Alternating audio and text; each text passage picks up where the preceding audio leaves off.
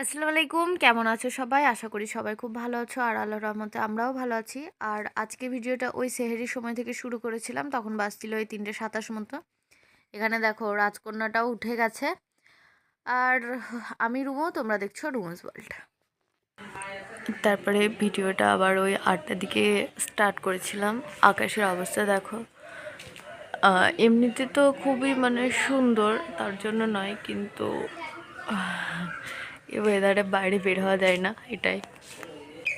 এই যে দেখো এক মুঠ আম কুড়িয়েছি,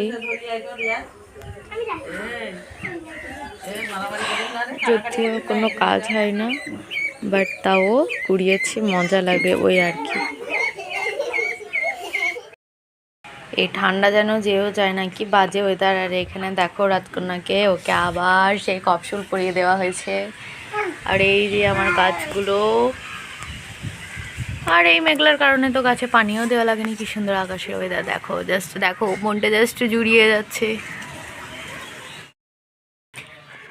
এখানে দেখো আরও অনেকগুলো গাছ, আর এটা কি গাছ সেটা তোমরা জানলে অবশ্যই কমেন্ট বক্সে কমেন্ট করে জানাবে কি গাছ, তোমরা জানিও।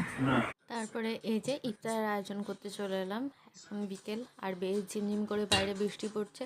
তো এখানে আমি হচ্ছে যে কি মটরের যে কলাইটা হয় সেটাকে হচ্ছে যে কি হালকা করে ভুনে নেব, আর তার জন্য পেঁয়াজ দিয়ে দিচ্ছি, পেঁয়াজটাকে লাল করবার জন্য। তো পেঁয়াজটা বেশ দেখো হালকা করে লাল হয়ে এসেছে। এরপর এতে বেশ কিছু জিনিস অ্যাড করব, যেমন ধরো বাটা পেঁয়াজ দিলাম একটু, আর দেব অল্প করে একটু বাটা আদা আর রসুনের পেস্ট। আর এটাকে বেশ কিছুক্ষণ ধরে একটু নাড়াচাড়া করে নেব। তারপরে এতে অ্যাড করব লবণ আর হলুদের গুঁড়ো।